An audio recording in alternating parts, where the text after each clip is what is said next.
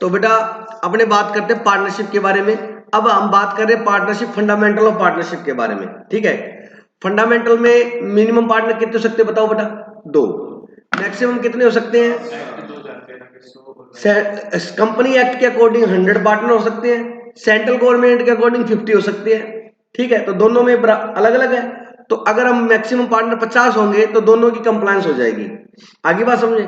तो आप ये मानो मैक्सिमम कितने हो सकते हैं? 50। क्वेश्चन ये बोले कि पार्टनरशिप में पार्टनर बनने के लिए कौन कौन डिस्क्वालीफाई है, तो क्या लिखोगे?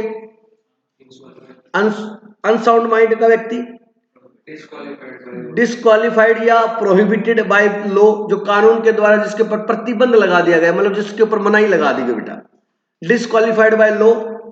इंसॉल्वेंट व्यक्ति, क्या बेटा? इंसॉल्वेंट व्यक्ति पार्टनर नहीं बन सकता, ठीक है। माइनर माइनर के बारे में एक बड़ा इंपॉर्टेंट रूल है कि माइनर वो होता है जिसकी एज बिलो 18 होती है, 18 साल से कम होती है तो हम उसे माइनर मानते हैं। एक बात, माइनर को हम नॉर्मली पार्टनर नहीं बना सकते, बट लॉ में बड़ा स्पेशल प्रोविजन दिया हुआ है कि माइनर को हम प्रॉफिट में पार्टनर बना सकते हैं। किसमें? प्रॉफिट में से। किसे बना सकते हैं बेटा? प्रॉफिट में। मतलब अगर फर्म को लॉस होगा तो लॉस में माइनर का कोई भी हिस्सा नहीं होगा, लॉस के लिए वो बाउंड नहीं है। सिर्फ किसके लिए बाउंड है? वो प्रॉफिट के लिए। माइनर पे हमेशा पूछते, ध्यान से सुना। अब क्वेश्चन क्या करता है बेटा? अपने को कंफ्यूज करता है। ए और बी दोनों मेजर है, यहां से यही पूछता है ज्यादा। आगे वाला तो कैपिटल अकाउंट बनाना, ये बनाना, वो तो आता है आपको, मैं फटाफट बता दूंगा, लेकिन ये थ्योरी समझनी बहुत जरूरी है बेटा। ये रिवीजन क्लास है फंडामेंटल की। ए और बी दो पार्टनर है, ठीक है। ए और बी दोनों पार्टनर है, अडल्ट है, मतलब माइनर नहीं है, अबव 18 है, ठीक है। तो ये फर्म बन गई बेटा। क्या बन गई? मिनिमम कितने होने चाहिए अपनी थे? 2 होने चाहिए, 2 है, फर्म बन गई, पार्टनरशिप फर्म बन गई है। अब सी व्यक्ति है जिसकी एज 16 ईयर्स है, कितनी है? 16 साल। अब सी फर्म में पार्टनर बन सकता है? बन सकता है, लेकिन सिर्फ किसके लिए? प्रॉफिट के लिए। लॉस में उसका कोई भी हिस्सा नहीं होगा। ये केस समझ में आ गया? सेकंड केस, ए मेजर है, मेजर मतलब अबव 18, ए की एज है वो 30 साल है, बी जो है उसकी एज 17 साल है, तो बी क्या बन गया? माइनर। कल तो ये बताओ, ये पार्टनरशिप फर्म बन सकती है क्या? 2 जने हैं, नहीं बन सकती। अब बच्चा कहता है सर 2 जने हैं, नहीं बेटा, 2 मेजर होने चाहिए, यहां गलती कर जाता है। समझ आ गई? मतलब एक मेजर और एक माइनर है तो पार्टनरशिप फर्म बन ही नहीं सकती। क्लियर हुआ कि नहीं हुआ? यहां पर कंफ्यूज कर देता पेपर में 2 नंबर में। तो एज पर लो पार्टनरशिप सर प्रॉफिट के लिए पार्टनर बन सकता है, प्रॉफिट के लिए सिर्फ प्रॉफिट में पार्टनर बनता है वो। माइनर इसलिए नहीं कर सकता क्योंकि माइनर जो है ना वो एग्रीमेंट ही नहीं कर सकता बेटा। मनिंदर, माइनर एग्रीमेंट नहीं कर सकता। और पार्टनर बैंक किससे बनती है बेटा? एग्रीमेंट से बनती है। माइनर एग्रीमेंट ही नहीं कर सकता, तो ये एग्रीमेंट कर नहीं सकता। ये बचा क्या? एक, और एक व्यक्ति पार्टनरशिप फर्म बना नहीं सकता। माइनर 15 साल का है, अब 15 साल का व्यक्ति अपने नाम से कोई कॉन्ट्रैक्ट कर ले, जमीन खरीदने का, बेचने का, कर ही नहीं सकता। माइनर है वो, बच्चा मानते हैं उसको। तो लॉ में उसे पावर नहीं दी गई है कॉन्ट्रैक्ट करने की, एग्रीमेंट करने की बेटा। कॉन्ट्रैक्ट और एग्रीमेंट करने की पावर कब आती है? जब वो मेजर होता है। क्लियर हुआ कि नहीं हुआ? बोलो बच्चों, ठीक है। तो साफ साफ लिखा हुआ है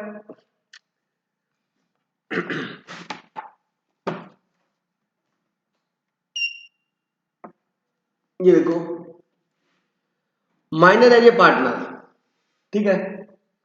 ए minor can be partner in the profit of the form and not in the losses. बोलो, बात समझ आएगी? मतलब प्रॉफिट में पार्टनर हो सकता, लॉस में नहीं हो सकता। ए माइनर पार्टनर और बिकमिंग ए मेजर, जब एक माइनर मेजर बन जाएगा, मतलब वो 18 ईयर्स का बर्थडे बना लेगा, बड़ा 18 साल का हो जाएगा, तो वो क्या बन जाएगा? मेजर बन जाएगा। A partner on becoming major should accept or refuse the partnership in the firm within 6 months. If he/she does not so decide to become liable for all the action since he become partner. अब ये बात सुन लो ध्यान से, ये बात समझ आ गई? अब मान लीजिए कोई पार्टनर बना माइनर, उसकी एज थी 16 साल। कितनी थी बेटा? 16 ईयर्स। अब वो 18 ईयर्स का कंप्लीट हो गया, तो अब बेटा उसके पास माइनर का टैग नहीं रहेगा, अब वो क्या बन गया? मेजर। तो 18 साल का होते ही वो मेजर बन गया, तो अब वो बेटा लॉस में प्रॉफिट में दोनों में हिस्सेदार बन जाएगा।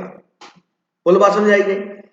तो अब इसको क्या करना है, जिस दिन ये मेजर बने, मतलब जिस दिन ये 18 साल का हो जाए, इसका जो भी बर्थडे आएगा, उससे 6 मंथ के अंदर अंदर, विद इन 6 मंथ, या तो ये पार्टनरशिप को क्या करे बेटा? छोड़ दे। ठीक है, जो भी इसने डिसाइड करना है। ए मेजर पार्टनर और becoming a major should be accept और रिफ्यूज, या तो एक्सेप्ट कर ले या क्या कर ले? रिफ्यूज कर दे। To partnership in a firm within 6 month, if he does not so decide, 6 महीने के अंदर अंदर ये नोटिस दे दे कि भाई मैं मेजर बन चुका हूं, आगे भी मैं पार्टनर रहूंगा, या ये नोटिस दे दे फर्म को कि मैं पार्टनर नहीं रहूंगा। ठीक है, तो ठीक है। उससे क्या होगा, जिस दिन ये नोटिस देगा तो 18 साल तक का जो इसका सिर्फ प्रॉफिट में से हिस्सा रहेगा, लॉस में कोई हिस्सा नहीं रहेगा। उसके बाद से ये प्रॉफिट और लॉस दोनों में हिस्सेदार रहेगा। अगर ये नोटिस दे देगा तो क्या नोटिस दे देगा कि मैं पार्टनर रहूंगा या नहीं रहूंगा। रहेगा तो भी 18 साल के बाद लॉस में हिस्सा आएगा, और ये नहीं रहेगा तो वैसे लॉस में हिस्सा नहीं आएगा। बात समझ? नोटिस देना जरूरी है, मतलब कहने का मतलब है जब भी माइनर मेजर बन जाएगा तो उसको ये अपनी एक्सेप्टेंस देनी है, एक्सेप्टेंस मतलब फर्म को बताना है कि मैं पार्टनर कंटिन्यू रहूंगा या नहीं रहूंगा, ये उसकी जिम्मेवारी है। अब वो बड़ा बन गया है, मेजर बन गया है। बात समझ आ गई? अगर बता देगा तो 18 साल तक जो भी पीछे फर्म का लॉस है उसमें उसकी कोई हिस्सेदारी नहीं होगी, सिर्फ किस में होगी? प्रॉफिट में होगी। अगर वो नोटिस नहीं देता है कि मैं पार्टनर रहूंगा या नहीं रहूंगा, तो भैया जिस दिन वो पार्टनर बना था ना, उस दिन से उसकी लॉस में प्रॉफिट दोनों में हिस्सेदारी हो जाएगी, क्योंकि मेजर बनने के बावजूद उसने ये डिसीजन नहीं लिया। अब तो समझदार था वो। ये बात समझने वाली है, कई बच्चों को ये बात समझ में नहीं आती। दोबारा सुन लो, 18 साल का होते ही, यूनिका 18 साल का, समझ में नहीं आया बेटा? आ गया?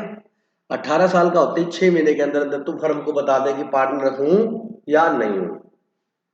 अगर है तो भी बता दे, आगे आगे रहेगा तो भी बता दे, आगे पार्टनर नहीं रहेगा तो भी बता दे। अगर बता देगा तो उससे क्या प्रॉफिट होगा उसको, कि 18 साल से पहले जब पार्टनर था तो उस लॉस में उसकी कोई हिस्सेदारी नहीं होगी।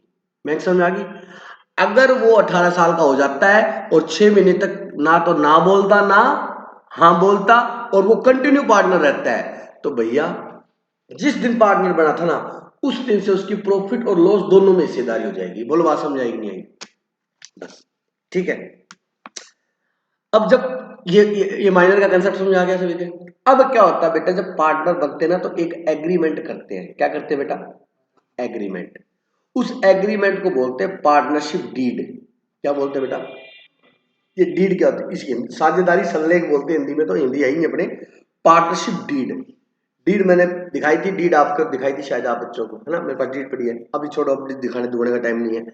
पार्टनरशिप डीड में क्या होता है, जैसे ए और बी और सी पार्टनर है, तो ये डीड क्या होती है बेटा?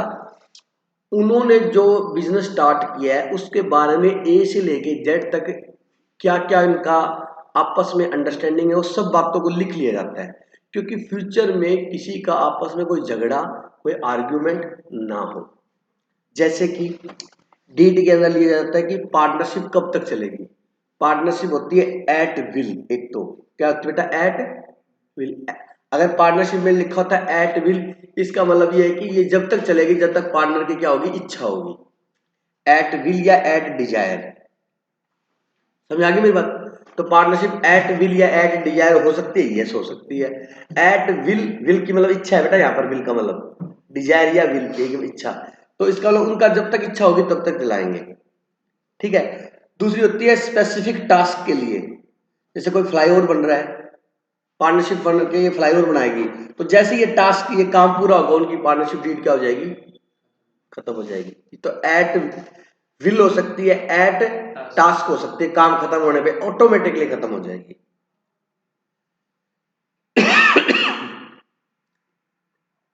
ठीक है। एक होता है एट इवेंट, क्या होती है बेटा, पार्टनरशिप डीड में इवेंट डालते हैं कि ये वाली घटना, इवेंट का मतलब घटना, ये वाला इवेंट अक्कर हो गया ना तो पार्टनरशिप क्या है, खत्म। जैसे इवेंट डाल दिया, अपने 3 में से कोई भी पार्टनर इंसॉल्वेंट हो गया ना तो अपनी पार्टनरशिप बंद है, खत्म है। तो वो जैसे कोई पार्टनर अगर इंसॉल्वेंट हो जाएगा तो खत्म हो जाएगी। या मान लो क्लोज डाल दिया कि अपने तीनों में से किसी की डेथ होगी तो पार्टनर की शिप क्या हो जाएगी, खत्म हो जाएगी। या क्लोज डाल दिया आपने तीनों में से कोई भी रिटायर हो गया तो खत्म हो जाएगी। मतलब कोई भी इवेंट डाल सकते हैं, कोई भी घटना डिसाइड कर सकते हैं कि ये हो जाएगा तो अपनी पार्टनरशिप खत्म है। बोलो बात समझ आएगी नहीं?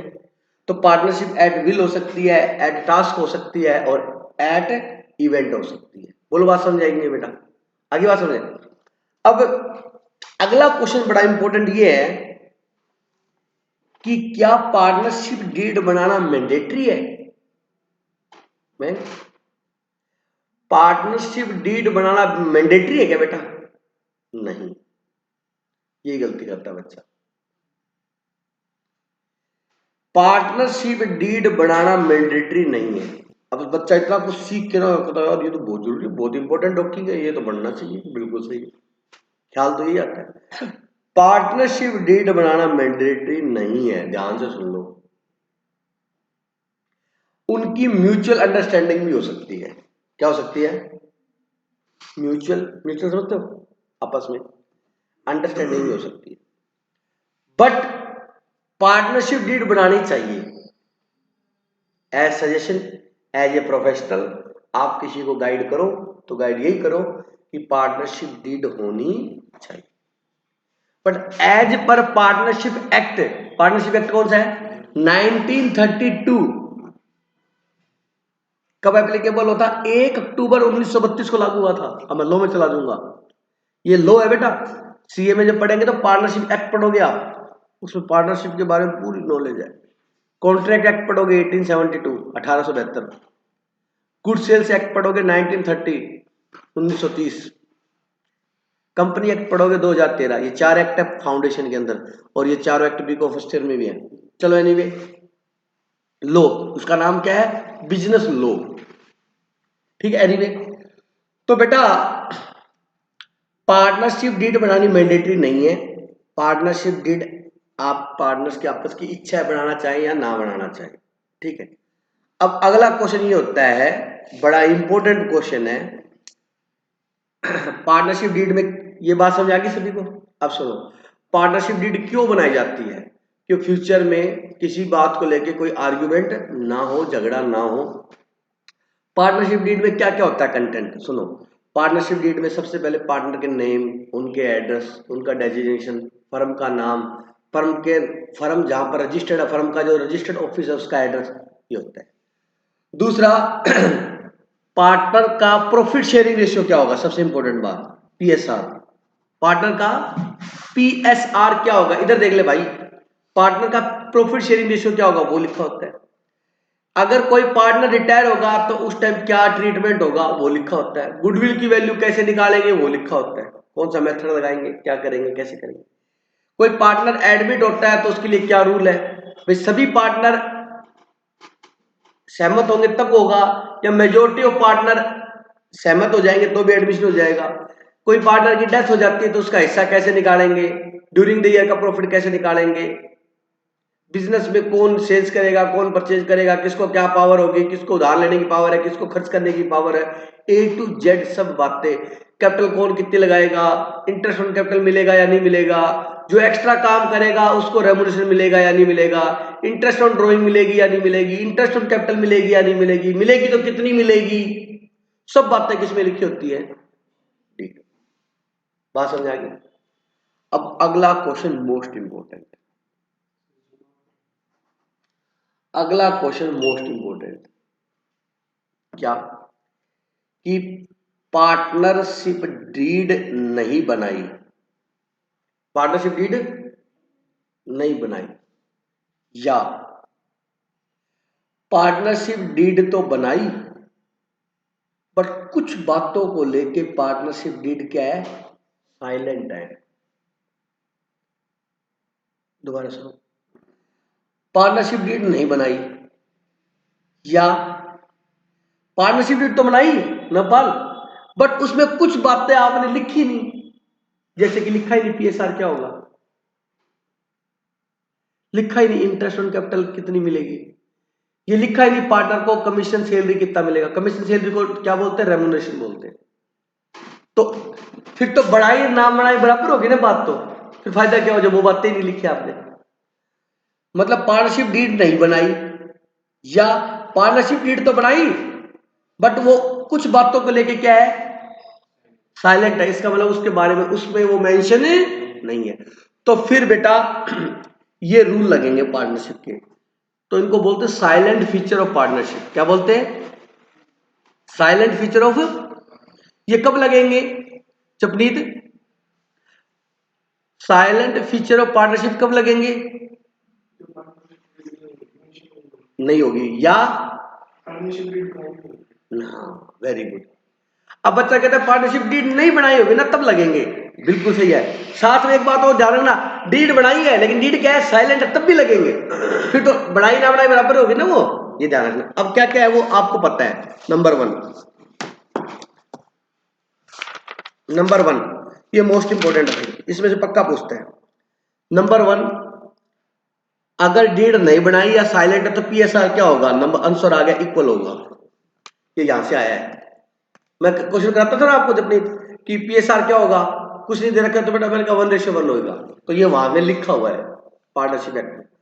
अगर पीएसआर नहीं बता डीड नहीं बनाई या डीड में मेंशन नहीं है तो क्या होगा, इक्वल होगा। बोलो बात समझ आई। Number 1 silent feature of partnership. दूसरा है इंटरेस्ट ऑन कैपिटल, अगर डीड नहीं बनाई या साइलेंट है तो इंटरेस्ट ऑन कैपिटल नहीं मिलेगा।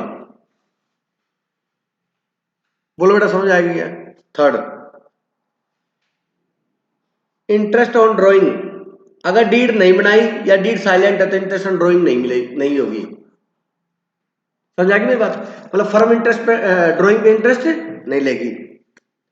4, पार्टनर को रेम्यूनरेशन, जिसको अपने क्या बोलते हैं, कमीशन सैलरी, श्याम बाबा सॉरी अगर पार्टनरशिप डीड नहीं बनाई या पार्टनरशिप डीड साइलेंट है तो पार्टनर को कमीशन सैलरी नहीं मिलेगी। बोलो बात समझाएंगे, पार्टनर को कमीशन सैलरी नहीं मिलेगी। 5 number, interest on partner loan या एडवांस, पार्टनर ने फर्म को लोन दिया, क्या दिया, लोन, या फर्म को क्या दिया, एडवांस दिया। समझ, किसने दिया, पार्टनर ने। इसको कई बार एडिशनल कैपिटल भी बोल देते हैं। तो उस केस में अगर डीड नहीं बनाई या डीड साइलेंट है तो इसके ऊपर 6% पर एनम इंटरेस्ट मिलेगा। कितना मिलेगा, बोलो बात समझ आएगी नहीं। 6।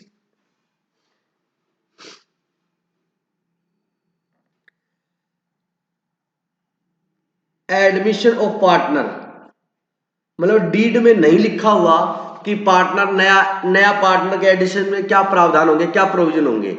तो ये है, सारे पार्टनर अगर एग्री होंगे तो नया पार्टनर फर्म में बनाएंगे। अगर सारे पार्टनर एग्री नहीं होंगे तो मान लो 4 पार्टनर है, कितने पार्टनर है, 3 तो कहते हैं एक नया पार्टनर बना लो और एक अड़ गया नहीं बनाना, और डीड साइलेंट है या डीड बनाने रखी तो क्या रूल लगेगा, उसको आप पार्टनर नहीं बना सकते। सबकी सहमति होनी जरूरी, ऑल पार्टनर एग्री होने चाहिए। ऑल पार्टनर क्या होना चाहिए, एग्री, तभी न्यू पार्टनर बना सकते हो, एडमिशन कर सकते हो नए पार्टनर। ये रूल 6 के 6 रट लो, इनमें से एक पक्का आएगा पेपर में। ये कब लगते हैं बेटा, जब डीड नहीं बनाई हो, और जब डीड क्या हो बेटा, साइलेंट, तब लगे। इसमें कोई डाउट है तो बोलो। फोर्थ बेटा, पार्टनर क्या होता है, एक पार्टनर कहता है मैं सारा दिन बिजनेस में मार्केटिंग करता हूं फर्म की, कोई गुड्स बेचने की, तो भाई और तुम दुकान पे बैठते हो एसी में, तो मेरे को कुछ एक्स्ट्रा पैसे दो, सैलरी या कमीशन। तो अगर डीड में लिखा हो तो मिल जाएगी, डीड में नहीं लिखा हो तो नहीं मिलेगी। उसको कमीशन सैलरी बोलते हैं, या किसका रेम्यूनरेशन को कमीशन सैलरी बोलते हैं। इन 6 पॉइंटों में कोई भी डाउट है तो आप मुझसे पूछ सकते हो बेटा।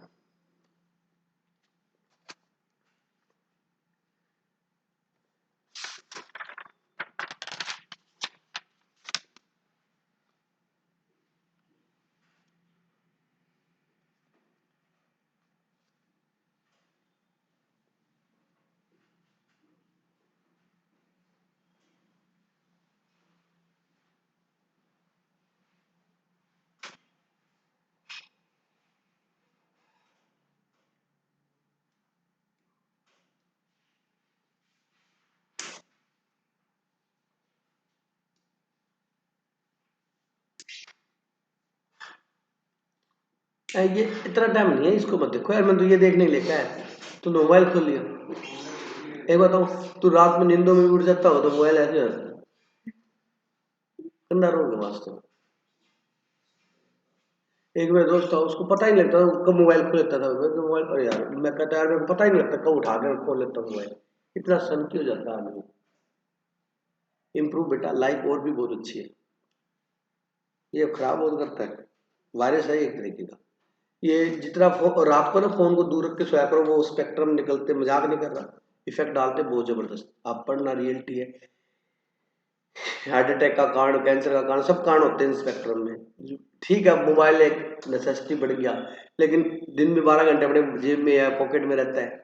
ठीक है, तो ये नेटवर्क से, किससे नेटवर्क आता है आपको पता ही है, सब कुछ आपको नॉलेज, रेडिएशन के थ्रू काम होता है सारा। अब आप मानोगे नहीं, आप नहीं है डाउट यहां तक। अब बात ध्यान से सुनना, एक इंपॉर्टेंट बात सर, लिसन मी केयरफुली, एक इंपॉर्टेंट बात, पूरी पार्टनरशिप में, चाहे फंडामेंटल है, चाहे एडमिशन है, चाहे रिटायरमेंट है, चाहे डेथ है, चाहे डिसोल्यूशन है, कॉमन बात, पार्टनर से रिलेटेड कोई भी ट्रांजेक्शन होगी, क्या बेटा, कोई भी ट्रांजेक्शन होगी, तो जब तक क्वेश्चन नहीं बोलेगा कि कैश में लेन देन हुई, तब तक कैश नहीं मानेंगे, जब तक कैश नहीं मानेंगे। एक बच्चा कहता सर समझ नहीं आया, मैं 2-3 बार समझाऊंगा, ध्यान दो बेटा। पार्टनर से रिलेटेड, पार्टनर की और फर्म की, एक क्या बेटा फर्म, एक क्या, उनकी आपस में कोई भी ट्रांजेक्शन होगी, what is the meaning of transaction, लेन देन, समझा के, उनका आपस में कोई भी लेन देन होगा, तो वो कैश में नहीं होगा। क्या नहीं होगा, कब तक, जब तक क्वेश्चन नहीं बोले। अब मैंने बोला कैश में नहीं होगा, अब एक पार्टनर ने 5 लाख रुपए एडिशनल कैपिटल लगाई, बच्चा कहता सर कैश तो लिखूंगा नहीं क्योंकि आपने मना किया था। ओ भाई, अब क्वेश्चन बोल रहा है, अब क्वेश्चन बोल रहा है कि नया पार्टनर 5 लाख रुपए एडिशनल कैपिटल आया, तो एडिशनल कैपिटल कैसे लाएगा, कैश में लाएगा, ये सबको ध्यान है। तो ध्यान रखना, अगर क्वेश्चन में बोले कि पार्टनर और फर्म का कैश में लेन देन हुआ तो कैश मानेंगे, और अगर कुछ भी नहीं कहा तो हमेशा अपने ये मानेंगे कि फर्म के पास, ये कॉमन लॉ है, फर्म के पास पार्टनर्स का क्या होता है, कैपिटल अकाउंट होता है, और नॉर्मली कैपिटल अकाउंट का बैलेंस क्या होता है, क्रेडिट होता है। तो अगर फर्म ने पार्टनर को कुछ देना है तो उसके कैपिटल अकाउंट में क्या कर देगी, क्रेडिट कर देगी। बोलो बात समझ आएगी, उसके अकाउंट में जमा कर देगी। तो सर उसको पैसे की जरूरत है तो भाई निकाल लेगा वहां से कैपिटल अकाउंट से अपने। हाँ, जब पैसा निकालेगा तो कैपिटल उसकी कम हो जाएगी। कैपिटल नवपाल, कैपिटल क्या होती है, सीआर होती है, तो जब उसकी कैपिटल बढ़ेगी तो सीआर सीआर सीआर होगा बेटा, और जब उसकी कैपिटल कम होगी तो उसको रिवर्स करना है, क्या करना है, डीआर करना है। क्लियर है। तो अगर उसके फर्म ने पार्टनर को कुछ दिया तो उसके कैपिटल अकाउंट में क्या हो जाएगी बेटा, क्रेडिट हो जाएगी। क्या हो जाएगी, और अगर फर्म ने पार्टनर से कुछ लेना है तो उसकी कैपिटल अकाउंट में क्या हो जाएगी, डेबिट हो जाएगी। बोलो बात समझ आएगी नहीं, समझ आ गया। अब यहां पर एक कंफ्यूजन करता है, कहता है फर्म पार्टनर ने जो है, एग्जांपल है क्या,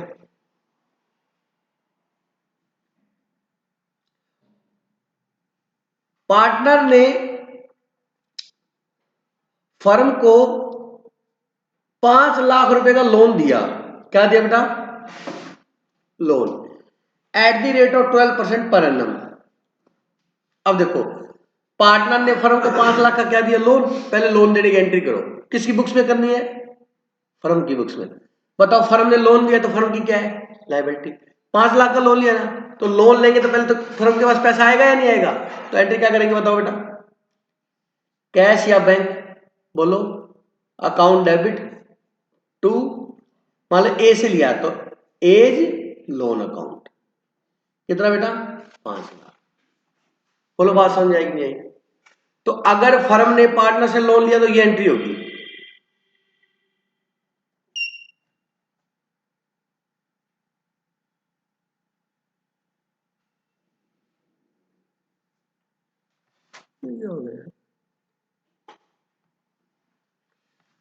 फर्म अपना प्रॉफिट निकालने के लिए क्या बनाती है? क्या बनाती है? P&L account.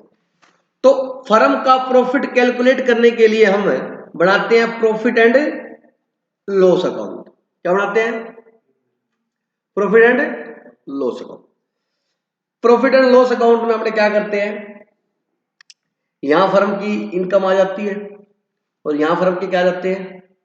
Expense, salary, rent, commission, depreciation वगैरह। तो उसके बाद ये सारे खर्चे घटाने के बाद यहां फर्म का क्या आ जाता है बेटा? नेट प्रॉफिट आ जाता है। क्या आ जाता है? फर्म ने ये प्रॉफिट कमाया। ये बात समझ आएगी? उसके बाद बनता है नीचे profit and loss appropriation account. क्या बनता है बेटा? Profit and loss appropriation. ये इंपॉर्टेंट है, मोस्ट इंपॉर्टेंट है, ये इस चैप्टर का सबसे इंपॉर्टेंट पार्ट है। क्या बनता है बेटा? P&L appropriation account. तो सबसे पहले P&L में क्या होगा? फर्म की इनकम आ जाएगी सीआर में, डीआर में क्या आ जाएंगे? फर्म के खर्चे आ जाएंगे। खर्चे वो जिनको हम चार्ज मानते हैं। आया कुछ याद? क्या मानते हैं? चार्ज। चार्ज का मतलब जिनको हम खर्चा मानते हैं वो इधर आएगा, और जिनको हम एप्रोप्रिएशन मानते हैं वो यहां नहीं आएगा, वो यहां आएगा। अब चार्ज और एप्रोप्रिएशन में मत फर्क क्या होता है, सुनो ध्यान से। चार्ज मतलब जो फर्म का खर्चा है वो P&L के डेबिट में आएगा। समझ आ गया? और एप्रोप्रिएशन का मतलब होता है एलोकेशन। क्या बेटा? Allocation, distribution. क्या बेटा? अब ये जो नेट प्रॉफिट होता है ना, ये यहां जाता है बाय नेट प्रॉफिट। ये आ गया मान लो 5 लाख, और मान लो P&L पहले का बचा हुआ है हमारे पास, कुछ भी P&L बचा हुआ है तो बाय बैलेंस शीट यहां जाता है। ठीक है बेटा? ये बात समझ आ गई कि नहीं आ गई? ये 5 लाख आ गया, मतलब क्या हुआ मनिंदर की फर्म ने टोटल 5 लाख कमाया है। जब नहीं समझ में आ गई? नवपाल भाई समझ में आ गया? सिंपल है बेटा, फर्म की इनकम यहां जाएगी सीआर में, ये सीआर साइड है, और ये कौन सी साइड है बेटा? डीआर। फर्म की इनकम यहां लिख लेंगे, खर्चे घटा के नेट प्रॉफिट निकाल लेंगे। ये 5 लाख नवपाल किसके हैं? पार्टनर के हैं। अब ये 5 लाख बेटा पार्टनर आपस में बांटेंगे। 5 लाख आपस में क्या करेंगे? बांटेंगे। कौन? पार्टनर। डिस्ट्रीब्यूट करेंगे। अब बेटा डिस्ट्रीब्यूट कैसे करें? मान लो 2 पार्टनर है, वो कहेगा 2.5 लाख तू ले, 2.5 लाख मैंने, तो चल बट के बोलो बेटा। पहला तरीका बांटने का। बेटा अगर मेरी स्टेटमेंट सुनोगे तो बहुत ईजी लगेगा। 5 लाख कमाए, 2 ही पार्टनर है मान लो, तो कहेगा 2.5 तू ले, 2.5 में ले, उक्का मुक्का काम, चट्टू हिसाब। एक थोड़ा बढ़िया था, कहता रुक 5 लाख बांटेंगे, जरूर बांटेंगे। मैंने ना फर्म में 10 लाख रुपए लगाए हुए हैं। कैपिटल कितनी लगाई हुई है? 10 लाख। तो ये 5 लाख बांटने से पहले मेरे को ना मेरी कैपिटल पे थोड़ा सा इंटरेस्ट दे दे। क्या दे दे? कहता यार सीधा बांट ले। कहता ना सीधा नहीं बांटेंगे, पहले इसमें से मेरे को, इसमें से पहले मेरे को क्या दे? इंटरेस्ट दे। बी बोलता देख तू इंटरेस्ट लेगा तो मैं भी लूंगा। कहता ले ले ले ले। ए बढ़िया था, ए ने 10 लाख लगाए थे, बी ने 1 लाख रुपए लगाए थे। दिमाग लगा के कि मेरे को ब्याज कितना मिलेगा 10 पे, और इस गरीब को कितना मिलेगा 1 पे। उसने कहा लगा ब्याज, कहता 10 लाख पे ब्याज लगाया, मान लो इसके हिस्से में ब्याज आया 1 लाख फॉर एग्जाम्पल, और इसके हिस्से में ब्याज आया बेटा 20,000, तो कितने रुपए बट गए बताओ बेटा? 1,20,000 बट गए।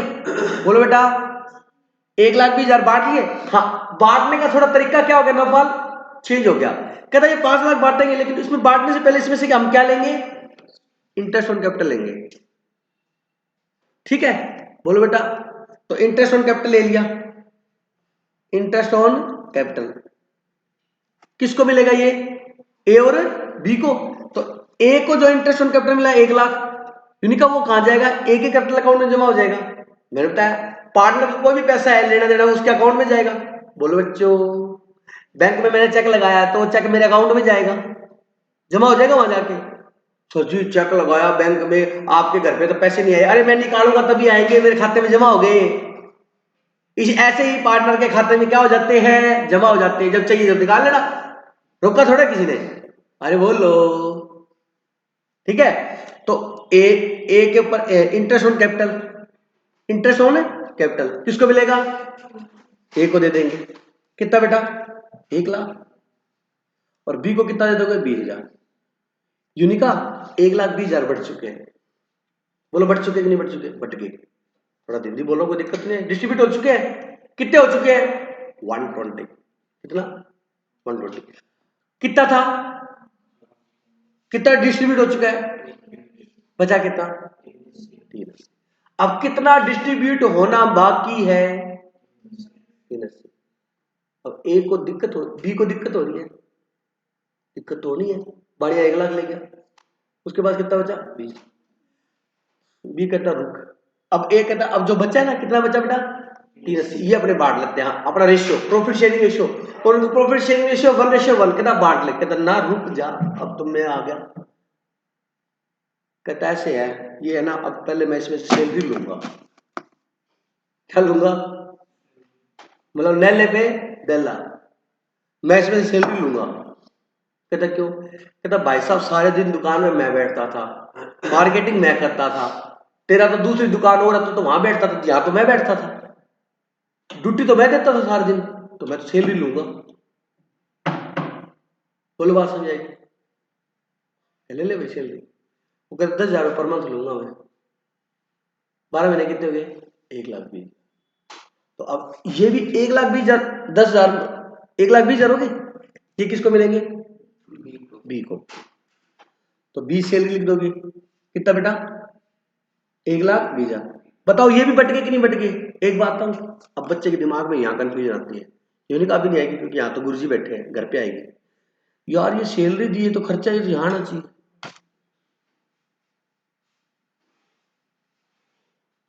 नेपाल समझ आई, मैंने क्या कहता, खर्चे यहाँ आते हैं, इनकम यहाँ आती है। कहा था भाई साहब ये खर्चा नहीं है, ये प्रॉफिट बांट रहे हैं, ये इनका बांटने का कोई स्टाइल है।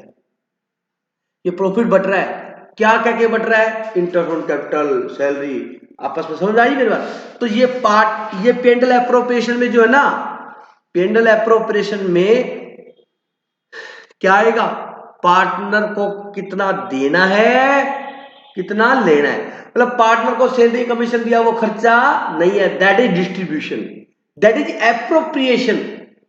बोलो बात समझ आएगी। तो पार्टनर को सैलरी दी वो यहां आएगी ना कि यहां, इंप्लॉय को सैलरी दी वो यहां आएगी ना कि यहां।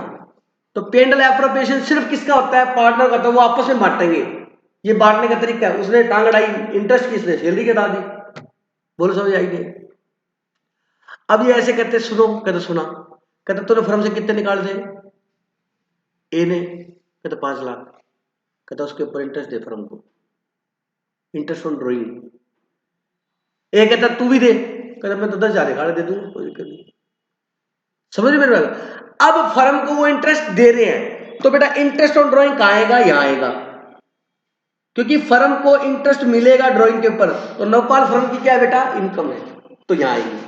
मान लो इंटरेस्ट ऑन ड्रॉइंग ए और बी ने दिए 50,000 और 20,000, तो बताओ पहले ये क्या था 5 लाख था, अब टोटल कितना हो गया? 5,70,000 हो गया।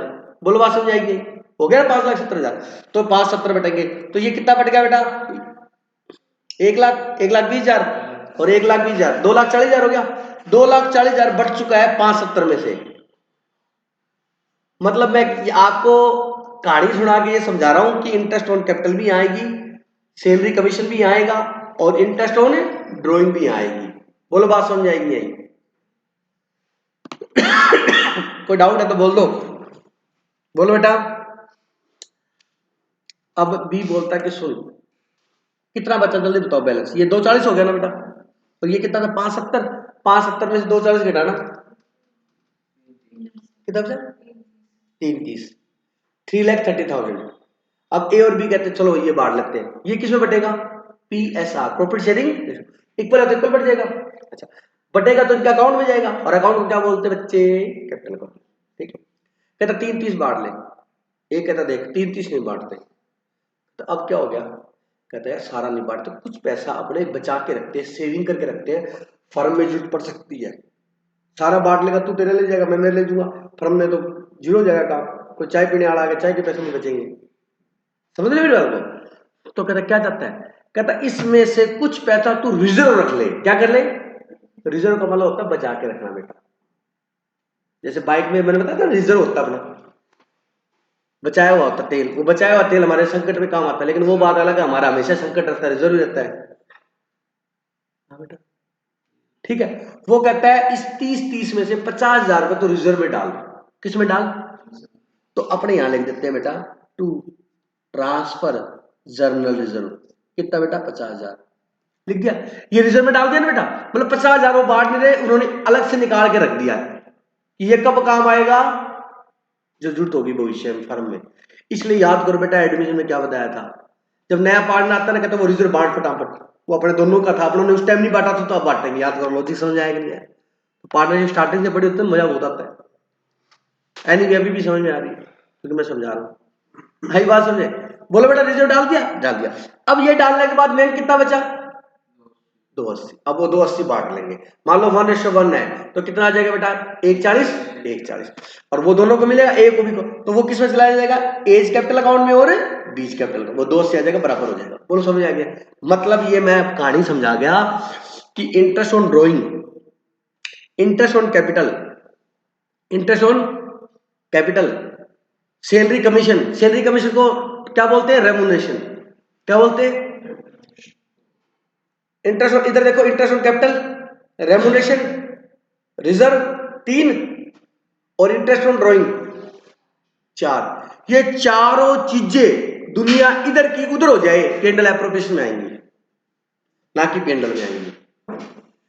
अब आपसे मनिंदर क्वेश्चन ये पूछेगा कि पार्टनर को सैलरी दी, बताओ चार्ज है या एप्रोप्रिएशन है? तो क्या आंसर दोगे? एप्रोप्रिएशन है, चार्ज नहीं है। चार्ज का मतलब होता है खर्चा, पेंडल। चार्ज का मतलब ये होता है बेटा, हम यहां से उसको चार्ज करेंगे। अब बच्चा कहता है सर चार्ज करेंगे, मोबाइल चार्ज करेंगे, ये चार्ज करेंगे, वो चार्ज। सुनो, चार्ज का मतलब मैं समझाता हूं। चार्ज का मतलब ये है कि इस इनकम में से ये खर्चा घटाएंगे। देसी में मतलब ये लॉजिक ये है, लेकिन इंग्लिश हमारी ले बैठी हमारे को कि इसमें से हम चार्ज करेंगे, मतलब ये इस प्रॉफिट में से ये खर्चा लेस करना है, और इसको टेक्निकली क्या बोलते हैं? यहां से चार्ज करेंगे। अपने नहीं बोलते सर वो आपने उस दिन चीज मंगाई थी ना 100 रुपए। मैं कहा हाँ सर, वो 100 रुपए दे दो मेरे को। मैं कहा मैं तो नहीं सर, मैं 100 रुपया तो आपसे चार्ज करूंगा, और आप बताओ क्या कर रहे हो? मेरे से मांग रहे हो कि नहीं मांग रहे? तो ऐसे हम ये किससे मांग रहे हैं? पेंडल से मांग रहे हैं। ये मतलब होता है, समझा करो चीज को अंदर तक जाके। बोलो बात समझाएंगे? अपने जब प्रोफेशनल होते हैं कि सर ये तो आपसे चार्ज होगा, आपका आप दोगे तो आपका आपसे चार्ज करेंगे। अपने पूछते नहीं हॉस्पिटल भाई सर बेड का क्या चार्जेज है, रूम का क्या चार्जेज है? समझ रहे हो कि नहीं समझ रहे मेरी बात? वही चार्ज है बेटा, टेंशन मत लो आप। तो आपसे ये पूछेगा चार्ज है या एप्रोप्रिएशन है, तो आप समझ गए ये चार्ज है, एप्रोप्रिएशन है, बाकी सब क्या है? अब यहां ऐसे बेवकूफ बढ़ाएगा जपनीत, मैनेजर को सैलरी दी, बताओ चार्ज है या एप्रोप्रिएशन है? हाँ। पार्टनर को सैलरी दी, चार्ज है या एप्रोप्रिएशन है? हाँ। इंटरेस्ट ऑन कैपिटल दिया, चार्ज है या एप्रोप्रिएशन है? इंटरेस्ट ऑन कैपिटल कुछ उठा के मांग, interest on capital appropriation. Partner ने फर्म को लोन दिया था, वापस वहीं आ गया मैं, पार्टनर ने फर्म को क्या दिया था, तो अब पार्टनर फर्म से उस लोन पे क्या लेगा, इंटरेस्ट। अब वो इंटरेस्ट बताओ चार्ज है या एप्रोप्रिएशन, दिल मत तोड़ना प्लीज, चार्ज है। मैंने यहाँ पार्टनर लोन की कोई बात नहीं की बेटा, क्योंकि वो फर्म का खर्चा है, फर्म को पैसे की जरूरत थी तब फर्म ने पार्टनर से उधार लिया है। अगर वो फर्म पार्टनर से उधार ना लेके यूनिका बैंक से उधार लेती तो बैंक को भी तो ब्याज देती ना बेटा, तो उसमें आप भावुक मत होना, पार्टनर से लिए है नहीं। तो मैंने आपको गिनती के मनितर बता दी बेटा कि interest on capital, interest on drawing, remuneration और रिजर्व, चार, और लो पांचवा प्रॉफिट बांटेंगे वो यही बटेगा ना। ये पांच चीजें छोड़ के छठी चीज पेंडल एप्रोप्रिएशन नहीं आएगी भाई साहब, और इसमें पक्का क्वेश्चन आएगा 101%।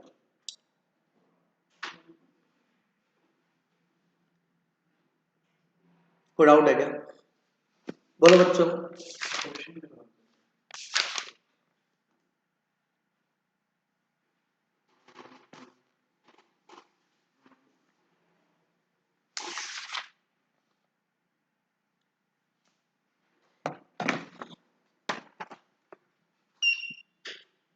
आपको बता दिया, आंसर लिखा हुआ है। 8 नंबर एग्जांपल देखो फटाफट, प्लीज बुक बंद कर दो, यहीं से देख लो, डरो मत, जल्दी जल्दी कर लो।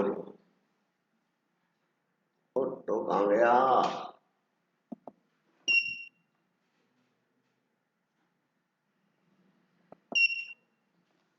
फटाफट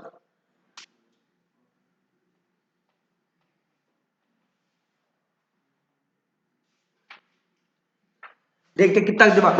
मेरी 5 बातें याद रखना, गलती नहीं करना, गलती है कोई बच्चे खुश आ जाएगा।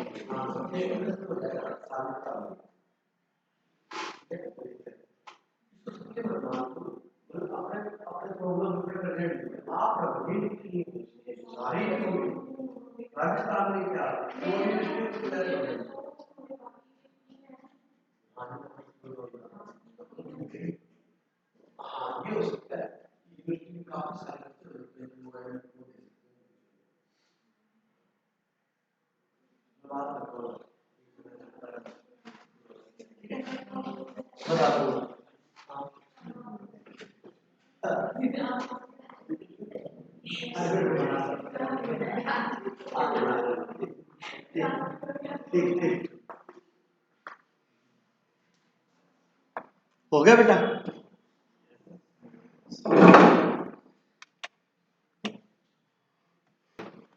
अब सीबीएसई वाले चले जाओ, आरबीएसई वाले में चलो।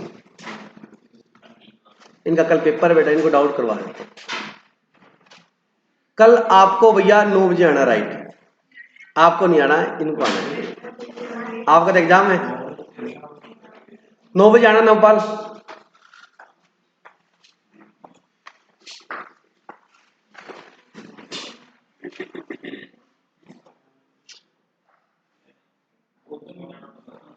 कल मैनेजमेंट की क्लास है क्या आपकी आज?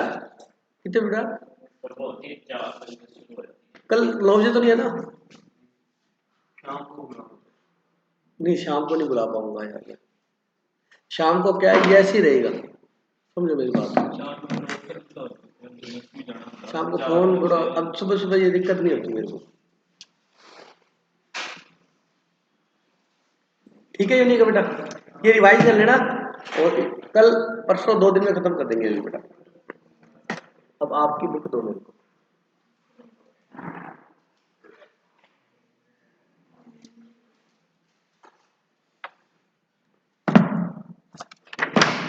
ये चैप्टर का बचा हुआ पार्ट आपकी बुक से बता रहा हूँ, ठीक? इतना समझो, इतना कॉमन है। अब इंटरेस्ट ऑन ड्राइंग समझा रहा हूँ, उसका क्वेश्चन आ जाता है।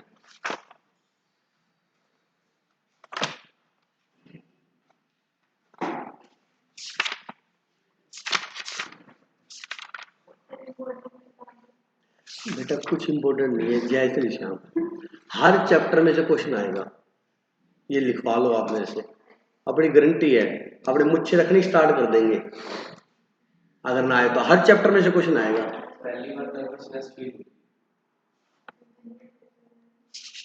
बेटा अकाउंट्स है ना, आप में से स्टार्टिंग 0 से पढ़ते ना, अकाउंट से 1 रुपए की हार्ड नहीं है। बट क्या है, हम सीरियस नहीं होते किसी चीज के लिए। सबसे बड़ी समस्या ये है, that is the major problem. आगे बीकॉम करोगे बेटा, ठीक है? बीकॉम में सेमेस्टर सिस्टम हो चुका है। बीकॉम करो, बीसीए करो, बीबीए करो, कुछ भी करो, सेमेस्टर सिस्टम है। मैं तो कहता हूँ बहुत बढ़िया हो गया। बच्चा क्या करता है, पूरे साल नहीं पढ़ता बेटा, फिर जनवरी में जा देता है, दिसंबर में। अब क्या होगा, सेमेस्टर सिस्टम होगा जुलाई में स्टार्ट, तो दिसंबर में पेपर होंगे, फिर दोबारा जून में पेपर होंगे। बहुत बढ़िया काम हो गया। बच्चा 4 महीने के 2 महीने टपटी ये लगेगा, 3 महीने बाद पेपर में पढ़ लेता हूँ। यहाँ पूरे साल नहीं पढ़ता बच्चा। सबसे बड़ी समस्या ये होती है बेटा। और इससे क्या है, थोड़ा बीकॉम का लेवल भी बढ़ जाएगा, नॉलेज भी बच्चे को हो जाएगी और इंपॉर्टेंस भी बढ़ जाएगी। लगभग पंजाब में देख लो, दिल्ली में देख लो, डीयू वगैरह सब में सेमेस्टर सिस्टम है, और होना भी ऐसी चाहिए। पूरे साल तो बच्चा पढ़ता नहीं।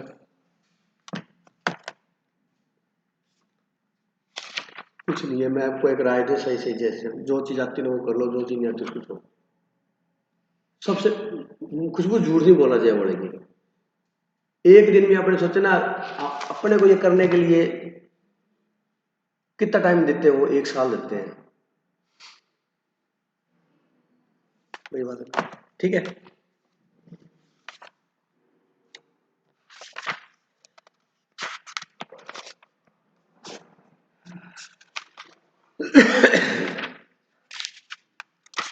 मतलब आपको कोई क्वेश्चन पूरा भी ना है ना, तो कैपिटल अकाउंट ये वो इधर उधर अमाउंट लिख देना, पर जितना स्टेप वाइज मार्किंग होती है। जैसे आपने पार्टनर कैपिटल अकाउंट बनाया, आपको नहीं आता, इधर बीडी लिख दिया, बाय कैश लिख दिया, बाय गुड लिख दिया, इंटरेस्ट ऑन ड्राइंग लिख दिया, सीडी लिख दिया, अधूरा रह गया। तो जितने आपने अमाउंट लिखी है ना, रिवैल्यूएशन में आपने मान लो प्रॉफिट निकाल के बांटा नहीं, इधर सीआर में प्रॉफिट लिख दिया, लॉस डीआर में लिख दिया, तो जितना आपने लिखा है ना बैलेंस शीट, उसके बाद ये पूरा नहीं हुआ, कहते कैपिटल अकाउंट में पूरा नहीं हुआ, रिवैल्यूएशन पूरा, बैलेंस शीट क्या बनाता है, बैलेंस शीट बना देता ना। कुछ आइटम तो पुरानी वाली आती है एज इट इज, जो बड़ी है उसको बढ़ा के लिखते हैं, जो घटी है उसको घटा के लिखते हैं, जो नहीं बड़ी उसको एज इट इज, तो वो अमाउंट लिख दो।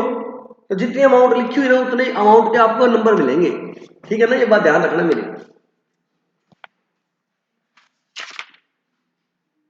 रिटायरमेंट आप लोड करोगे नहीं करवाना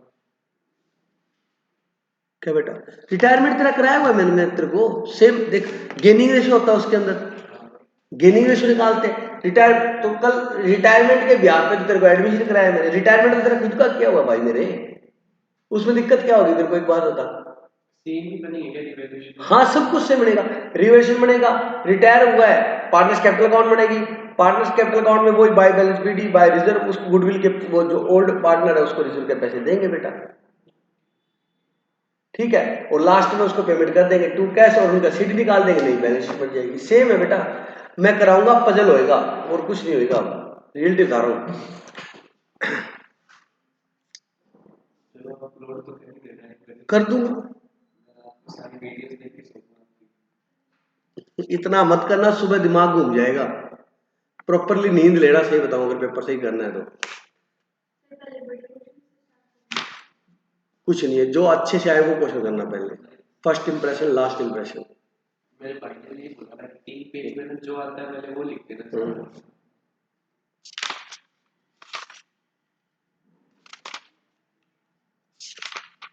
आपको बोर्ड ही पढ़ना।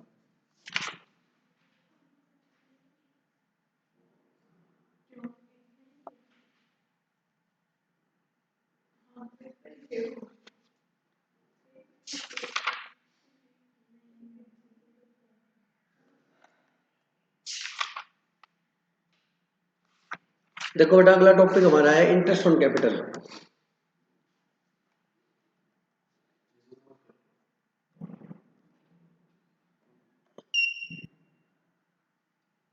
इंटरेस्ट ऑन कैपिटल क्या होता है, मेरी बात सुनना। जैसे एक ए पार्टनर और बी, इसने 1 लाख रुपए लगाए, ठीक है, कितने रुपए लगाए बेटा, 1 लाख रुपए, ठीक है। तो 1 लाख के ऊपर क्वेश्चन बताएगा कि इंटरेस्ट ऑन कैपिटल कितनी देनी है, क्वेश्चन बताएगा, जैसे मान लो 12% देनी है, ठीक है, तो 1 लाख का 12% निकाल दिया, कितने आ गई, 12,000। इसने मान लो कैपिटल लगाई 50,000, तो उसका 12% निकाल दिया, कितनी आ गई बेटा, 6,000। ये इंटरेस्ट ऑन कैपिटल होगी। क्लियर होगी मेरी बात, ये क्या होगी बेटा, इंटरेस्ट ऑन कैपिटल। अब इंटरेस्ट ऑन कैपिटल की एंट्री क्या होगी, सुनो ध्यान से, अभी मैं समझा चुका हूँ। अच्छा ये तो इंटरेस्ट ऑन कैपिटल जो है वो एप्रोप्रिएशन में आती है, पेंडल में आती है, अभी कराया मैंने आपको, एप्रोप्रिएशन में आती है, ठीक है। इंटरेस्ट ऑन कैपिटल को एप्रोप्रिएशन में आप कहाँ लिखते हो, डेबिट साइड में लिखते हो, लिखते हैं लिखते हैं। तो सबसे पहले क्या करेंगे बेटा, सुनना जरा ध्यान से, इंटरेस्ट ऑन कैपिटल फर्म देगी, फर्म देगी, तो फर्म के लिए तो एक तरीके का खर्चा ही हो गया, लेकिन पेडल में लिखेंगे एप्रोप्रिएशन एक्सपेंस हो गया, तो वो क्या करेगी, डेबिट करेगी, interest on capital account debit हो गया डीआर। बताओ ये इंटरेस्ट ऑन कैपिटल किसको मिलना है, ए को और बी को, तो इनको मिलेगा, उनके कैपिटल अकाउंट में क्या हो जाएगा, क्रेडिट। तो क्या लिखोगे, टू एज कैपिटल और टू बीच कैपिटल, कितना बेटा, ए का कितना 12,000, इसका कितना 6,000, और टोटल कितना 18,000। बोलो बात समझ आएगी। अब देखो एज कैपिटल अकाउंट में क्या लिखेगा, वो कैपिटल अकाउंट बनाते थे, याद है, याद है, भूल गया, नहीं याद। ये सी आर और ये D R. A's capital account CR है तो सीआर में क्या लिखेंगे, बाय पेंडल एप्रोप्रिएशन, हाँ by interest on capital account, sorry लिख दिया, लिख दिया। कितने रुपए ए के कॉलम में कितने 12,000 और बी के कॉलम में 6,000, वही है सेम वही है। बट क्या बेटा, अब इंटरेस्ट ऑन कैपिटल जो थी वो हमारा क्या है, खर्चा है, खर्चा मतलब सॉरी फर्म की बुक कर रहा है ना, सॉरी फर्म की बुक कर रहा है, ठीक है, जो तू सोच रही है वो भी हो सकता है, टेंशन मान ले, ठीक है। अब आगे अपने क्या करेंगे, पेंडल किसे चार्ज करेंगे, एप्रोप्रिएशन में जाएगा ना ये, P and L appropriation account debit to क्या, इंटरेस्ट ऑन कैपिटल, तो इंटरेस्ट ऑन कैपिटल से इंटरेस्ट ऑन कैपिटल कट जाएगा, तो डायरेक्ट एंट्री क्या कर सकते हैं अपने, P and L appropriation account debit to A to B. बोलो बात समझ आएगी, बोल बेटा कोई डाउट है तेरे को, मेरे को लग रहा है डाउट लग रहा है, नहीं लग रहा, ठीक है। मतलब नेट इफेक्ट ये जाएगा खुशबू की कैपिटल अकाउंट में क्रेडिट हो जाएगा और पेंडल एप्रोप्रिएशन अकाउंट में क्या हो जाएगा, डेबिट हो जाएगा। बात समझ आ गई नहीं? अभी ये समझा के गया था मैं आपको, आपने किया हुआ एंट्री, आपकी बुक से करा देता हूँ जी की entry.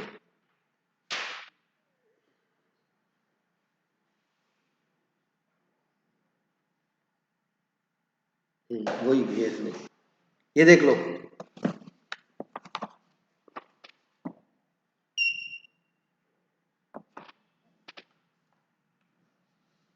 Interest on capital, interest on capital account debit,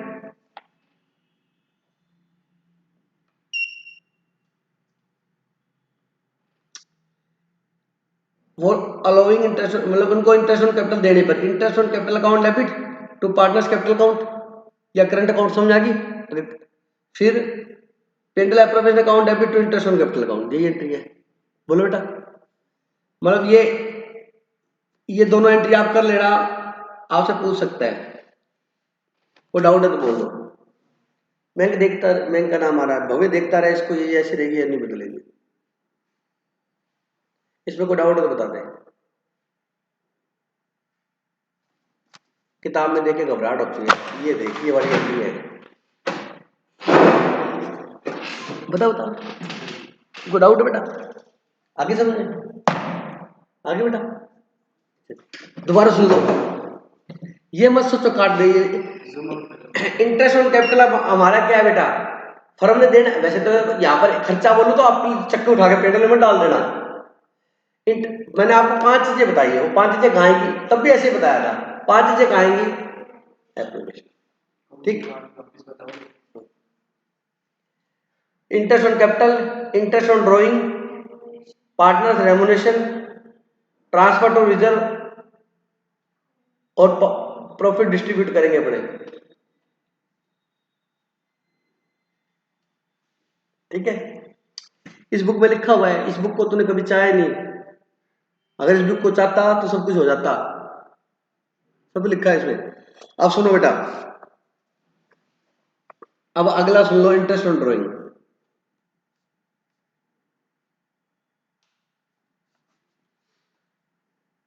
interest on drawing. अब बताओ इंटरेस्ट, देखो एंट्री को अगर कंफ्यूज हो गए, टेंशन हो गए, नर्वसनेस हो गए ना, कुछ नहीं होगा। अब इंटरेस्ट ऑन ड्रॉइंग पहले जो फर्म को मिलेगा या फर्म देगी, हाँ बेटा भाई ये कंफ्यूजन है, फिर तो सोचना बड़ा मैटर है। इंटरेस्ट ऑन ड्रॉइंग मतलब उन्होंने फर्म से पैसा निकाला हुआ है, इसलिए फर्म को इंटरेस्ट मिलेगा, ठीक है, तो फर्म की इनकम है, बट इनकम कहां जाएगी, पेंडल एप्रोप्रिएशन के सीआर साइड में जाएगी। अब अपनों ने पार्टनर से लेना है बेटा, बोलो पार्टनर से अपनों ने ये इंटरेस्ट लेना है ना, अरे बोलो, देना हो तो उसके कैपिटल अकाउंट में जमा होता है और लेना हो तो उसके कैपिटल अकाउंट से डेबिट करते हैं, तो एंट्री क्या होगी, partners capital account debit to interest on drawing.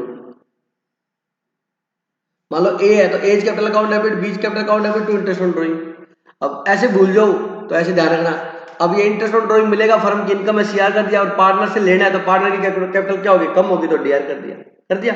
अब ये इंटरेस्ट ऑन ड्रॉइंग कहां जाएगी, पेंडल एप्रोप्रिएशन में, तो इसको बंद करने के लिए वापस क्या करोगे, interest on drawing account debit to P and L application.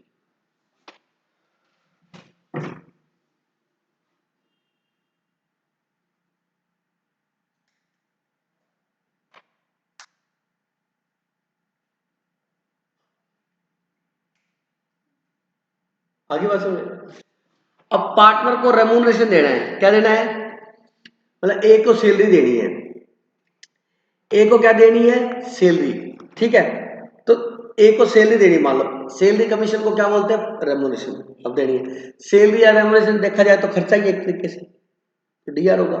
ए को सैलरी देनी तो क्या लिखोगे, एज, ए को सैलरी देनी, एज सैलरी अकाउंट डेबिट, ए को देनी है, एज सैलरी अकाउंट डेबिट कर दिया। अब ए को सैलरी देनी है तो ए को जो सैलरी मिलेगी वो उसकी कैपिटल अकाउंट में जमा हो जाएगा, ए का कैपिटल अकाउंट बढ़ जाएगा, तो क्या एंट्री होगी, टू एज कैपिटल अकाउंट होगी। अब ये सैलरी है, ये कहाँ जाएगी, एप्रोप्रिएशन में, उससे बंद कर लो। मतलब जो चीज यहाँ डीआर है वो सीआर होगी नीचे बंद करने के लिए, और सीआर में तो नीचे क्या होगी, डीआर होगी, और नीचे साथ में किसको बिठाएगा, पेंडल एप्रोप्रिएशन। पहली एंट्री जनरल होगी, दूसरी एप्रोप्रिएशन की होगी, समझ आ गई। फिर अगली एंट्री क्या होगी, P and L appropriation account debit to A's salary, A's commission भी हो सकता था, सिंपल सा मैटर है बस, ये उसकी होगी, ये इंटरेस्ट ऑन कैपिटल होगी, ये इंटरेस्ट ऑन ड्रॉइंग होगी, और ये क्या होगी। अब वो कहते हैं ट्रांसफर टू रिजर्व, कुछ पैसा रिजर्व में डालना है, ठीक है, तो रिजर्व में डालना है तो कहां से, पेंडल से निकालो, एप्रोप्रिएशन निकालोगे तो एंट्री क्या होगी, P and L appropriation account debit to general reserve. इसलिए पेंडल एप्रोप्रिएशन में पोस्टिंग क्या होगी, टू जनरल रिजर्व। मतलब जो चीजें पेंडल एप्रोप्रिएशन में डीआर में आती है ना, जो चीजें पेंडल एप्रोप्रिएशन की आती है डीआर में आती है, तो उन केस में पेंडल एप्रोप्रिएशन डीआर होगा, और वो चीजें इधर लिखी वो सीआर होंगी। आगे बात समझे। अब पेंडल एप्रोप्रिएशन में क्या लिखेगा, टू जनरल। ये देखो वही पांचों चीज बता रहा हूं जो तू लिख रहा था भाग भाग के, interest on capital, drawing, remuneration कितनी होगी, 3, और ये रिजर्व कितनी होगी, 4, और 5वां प्रॉफिट बांटेंगे। प्रॉफिट बचा वो जो जो 280 बचा था, 140 बताया था। अब प्रॉफिट बांटेंगे तो क्या एंट्री होगी, P and L appropriation account debit, profit distribute करेंगे, प्रॉफिट क्या करेंगे, distribute, P and L appropriation account debit to A's capital और टू बीज कैपिटल, इसमें पीएसआर में जो भी रेशियो होगा। ये ले पांचों चीजों की एंट्री और बताइए मैंने आपको, लिख ले आराम से लिख ले बेटा, तू पढ़ी नहीं, तेरे को तो बहुत पढ़ा है मैंने, इसका तो मैं मान सकता हूँ, तू पढ़ी नहीं, कोई बात नहीं, डर के आगे जीत होती है।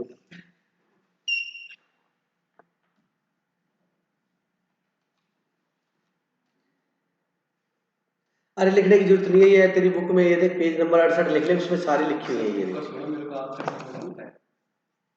यही लिखी हुई है यार।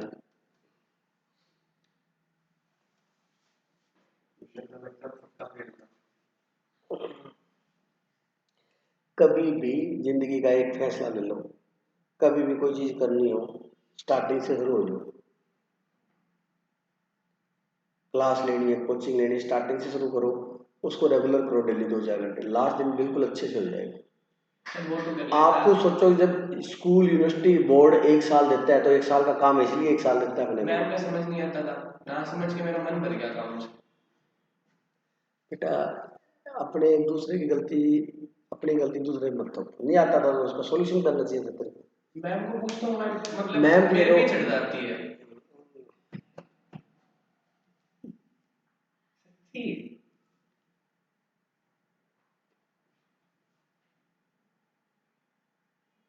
यही तेरी 11th में पढ़ी होती मेरे से, तो आज अकाउंट तू खेलता अकाउंट, क्योंकि नींव में जो गारा भरा हुआ है ना वो सीमेंट नहीं है, देश कमजोर है। शुरू में करता था तो भी ठीक था। हाँ शायद नवंबर में लगाया, दिसंबर में, दीपावली के बाद ही लगाया। याद नहीं है।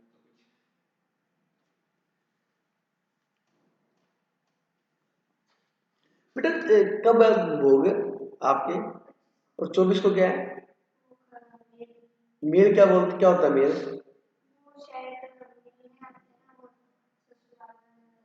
हाँ मेल होती है। और 25 को मतलब वो है, वो पाठ फूट रखा होगा हवन वगैरह। कहाँ है आपका घर? पीपल का पेड़ है वो, उसके साथ सामने वाले गली में सनी स्टूडियो वाले का घर दिखा हुआ है मेरा। जुगल समझ गए, सनी स्टूडियो वाला। किसकी? हाँ गली है, टेलर बैठा है इधर वो कोर्ट पे, उस गली में बिल्कुल टी पॉइंट पे।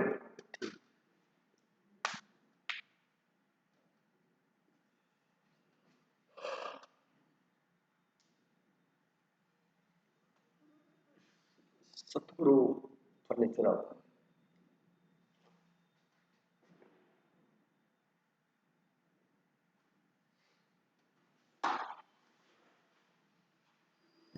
आ गया। अब क्या होता है बेटा, ये क्वेश्चन भी आ सकता है, मैं करवा देता हूं। इंटरेस्ट ऑन कैपिटल लगाने आ गई। अब वो कहता है इंटरेस्ट ऑन कैपिटल एक तरीके से और लग सकती है।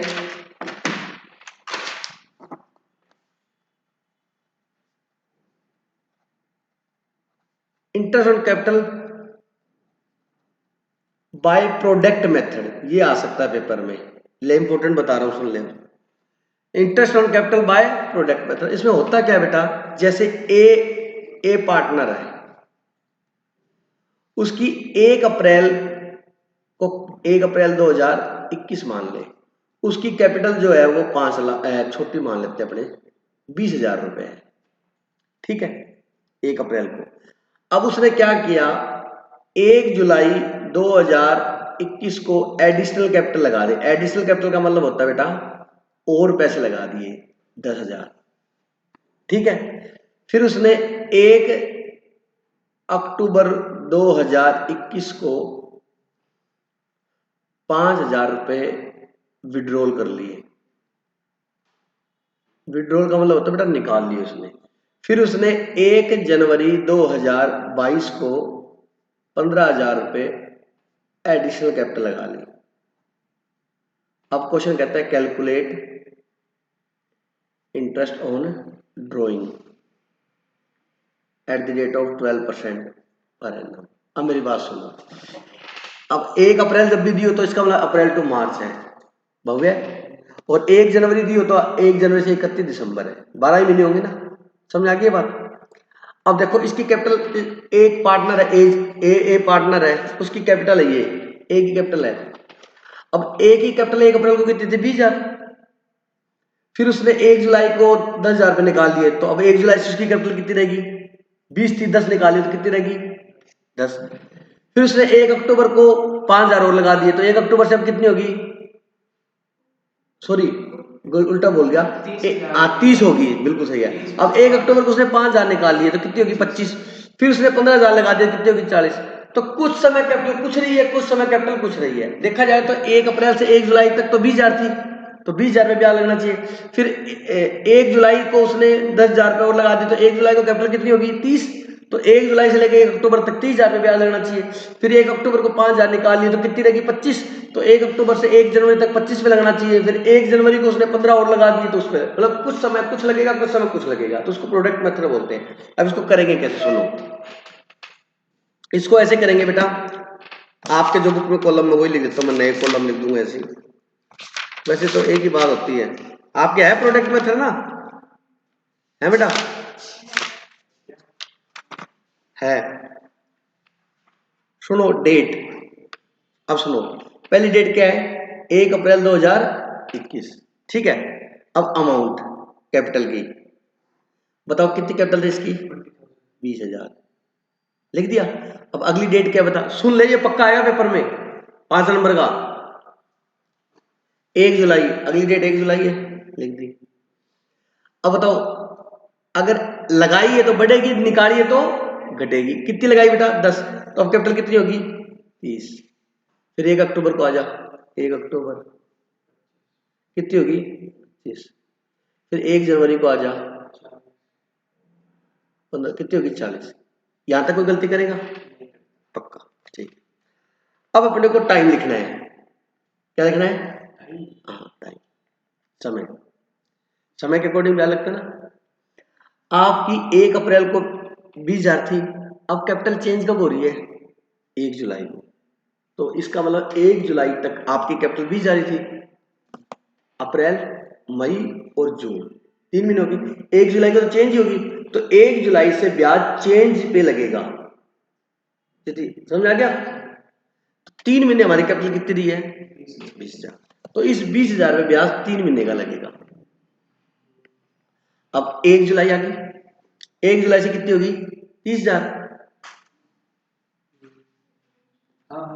जुलाई, अगस्त, सितंबर, फिर 1 अक्टूबर है। अगली डेट तक काउंट करनी, उससे आगे नहीं जाना है। कितने महीने हो गए? 3 ही हो गए। जरूरी 3 आए, कम भी आ सकते, बाई चांस आ गए तो 3। ठीक है। अब अरे यार मैंने लिख भी 3 दिन दिए सारे, वो तो बाई चांस लिखे गए, समझ गए क्या? कोई बात नहीं। 1 अक्टूबर आ गया, अक्टूबर, नवंबर और दिसंबर, कितने महीने हो गए? 3।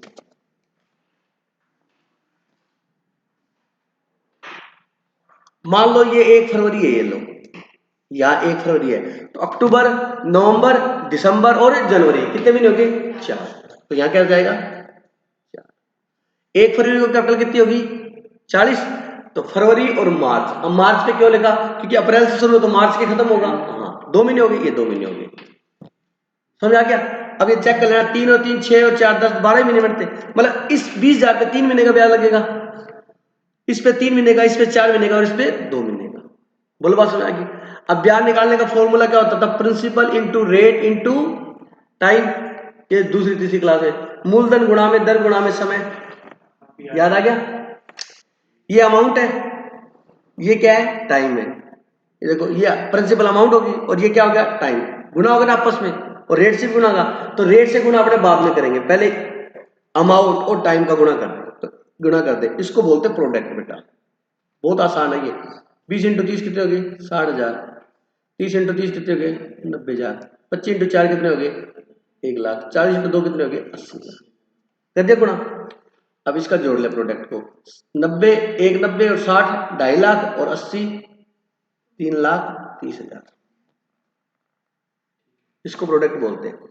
अब इंटरेस्ट निकालने का फॉर्मूला ये होता है, प्रोडक्ट इंटू रेट इंटू 1/12।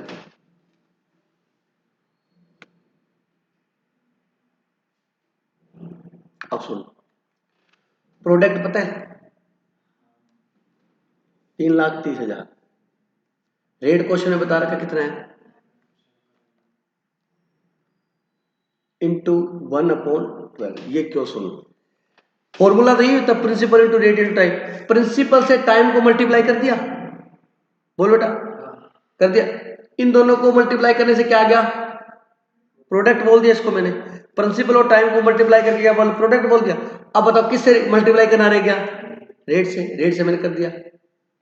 और टाइम को डिवाइड किससे करते हैं? अब 3 महीने का निकाला तो 3/12 होगा, 4 महीने का निकाला तो 4/12 होगा, लेकिन अपने डिवाइड तो 12 से किया ही नहीं, तो इस फॉर्मूले में 12 से डिवाइड कर दिया। सर ऊपर एक ऐसे लिख दिया, किसी भी संख्या को 1 से गुणा करेंगे तो सेम ही आएगा, फॉर्मूला वही है। समझ आ गया? अब इसको सोल्व कर ले। 12 से 12 कट गया, 2 जीरो से 2 जीरो कट गया, कितना आ गया? 33। 500 नंबर मिलेंगे।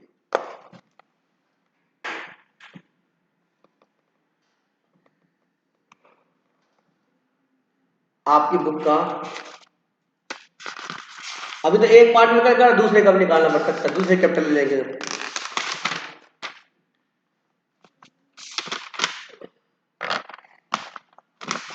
ये तो रखा है। कितने नंबर एग्जाम्पल था बेटा?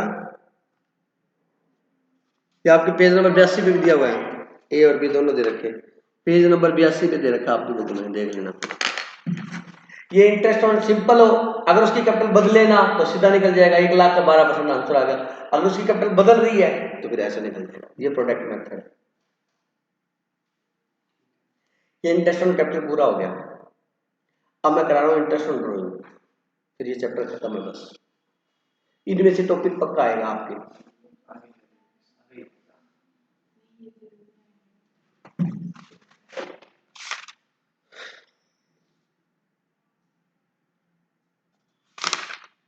अब आपकी बुक में जो है वही कराऊंगा मैं।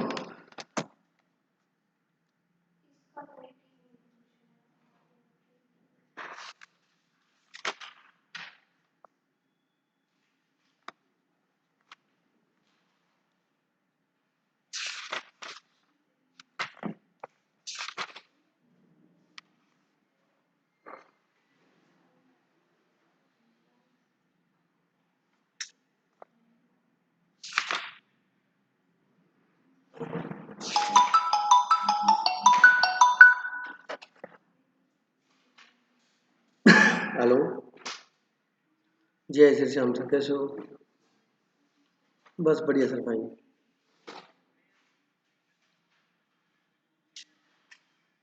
हाँ सर, भेज दो वो मेरे को। 22-23 में जो कराई है वो सॉरी 21-22 में है वो भेज दो। ना ना, उसका कोई यूज नहीं है। 1 अप्रैल 2021 से लेकर 31 मार्च 2022 का अपने डाटा तैयार कर रहे हैं आपका। और फिर ये जो 31 मार्च खत्म होएगा, इसमें 22-23 के अब नई बाद में भरेंगे अपने। ठीक है सर।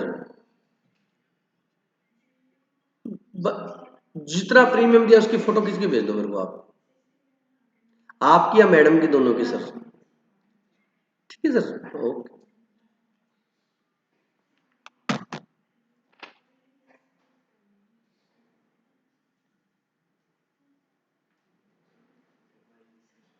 हो गया। अब लास्ट टॉपिक है वो करवा रहा हूँ।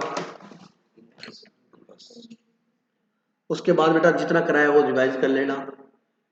वो नहीं तो वो कहानी हो जाएगी, दादी थोड़ो ले जाओ, को नहीं बूढ़ो चल को नहीं। ठीक है नहीं। इंटरेस्ट ऑन ड्रॉइंग, इसमें क्या होता है बेटा, पार्टनर कहते हैं भाई हम पूरे साल फर्म में काम करेंगे, प्रॉफिट तो पूरा साल का एंड में बटेगा 12 महीने बाद 31 मार्च को, तब तक हम अपने घर कैसे चलाएंगे? तो हमारे को कुछ पैसा घर खर्च के लिए चाहिए। तो कहते हैं काम करते हैं, अपने एक फिक्स अमाउंट निकाल लिया करेंगे हर महीने। फिक्स अमाउंट क्या करेंगे? हाँ। इंटर अब पहला केस, इफ फिक्स्ड अमाउंट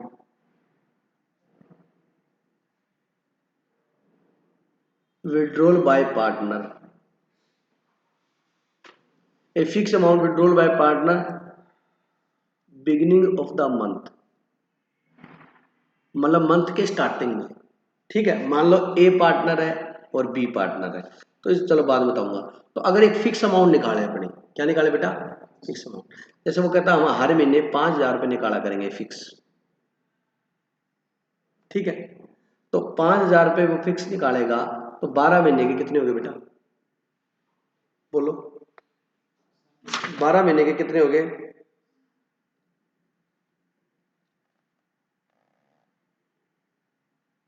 आपकी बुक में कुछ लिखा है क्या?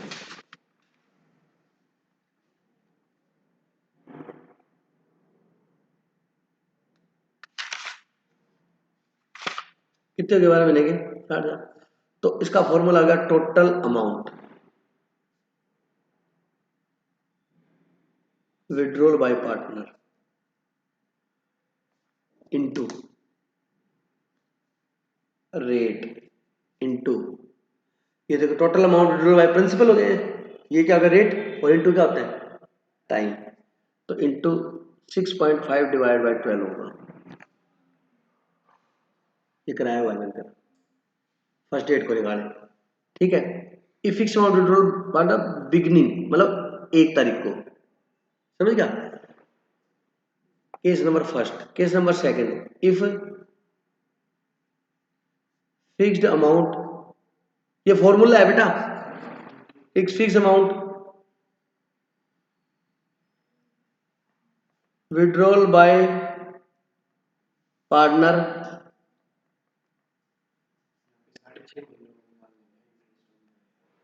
पहले एंड लिखाया था, मिडिल लिखाया था आपको? Middle middle of the month, अगर महीने के बीच में, मतलब 15 जनवरी को, 15 फरवरी को, 15 मार्च को, समझ गया? तो फॉर्मूला क्या होगा? वो same, total amount withdrawal by partner into rate into, ठीक है? थर्ड, if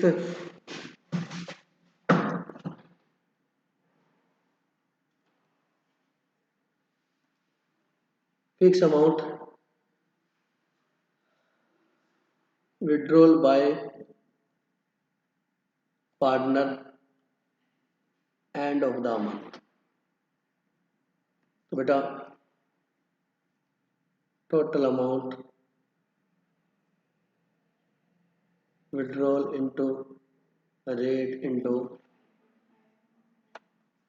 अब है क्या, ये सब बताए थे कि ये 6.5 महीने बनते, 1 तारीख को पहले 1 जनवरी को निकालेगा तो 12 महीने का लगेगा, फिर 1 फरवरी को निकालेगा तो 11 महीने का लगेगा, है ना, 1 मार्च को निकालेगा तो 10 महीने का लगेगा, 9 महीने को सारा जोड़ के डिवाइड बाय 12 करेंगे तो 6.5 आएगा। मतलब अब तो सीधा याद रख ले, 1 तारीख को निकाले तो 6.5 लिखना है, 2 तारीख मिडल में निकाला तो 0.5 कम करना है, कितना कम करना है, 6.5, 6 और 5.5। अब ये देखो टोटल अमाउंट, मतलब 5,000 रुपये निकालता है हर महीने, तो टोटल अमाउंट कितनी होगी, 60,000। ये तो क्वेश्चन से पता लग जाएगा तेरे को, रेट क्वेश्चन बताएगा तेरे को 10% है 8% है वो लगा देगा, मान लो 12% है, और आपने सिर्फ ये याद रखना 6.5/12। अगर वो मिडल डेट को निकालता है तो टोटल अमाउंट विड्रॉल तो 60,000 है, रेट क्वेश्चन बताएगा, आपने 6/12 लिखना है। और अगर यही अमाउंट अगर वो लास्ट निकालता तो 6.5, रेट कितनी 12% इंटू 5/, अब ए ने जितने निकाली, ए की टोटल अमाउंट निकाले, बी की निकाली तो बी ने कितने निकाले वो टोटल अमाउंट निकाले, आगे समझ में नहीं आई, इतना कर ले नैया पार है।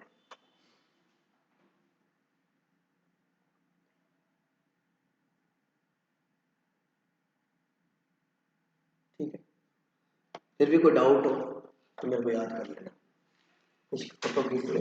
ऑल दी वेरी बेस्ट बेटा, श्याम बाबा आप पे कृपा बनाए रखे, जो आप पढ़ के जाओ आपके याद रहे और आप सही से लिख पाओ, बस यही आशीर्वाद है। कितने बजे पेपर स्टार्ट है, आपका सेंटर कहाँ है, आपका भी डीएवी, आपका भी डीएवी, इसका भी डीएवी, ठीक कर लेना बेटा, डीएवी आया है आपका भी रहा, चलो बढ़िया।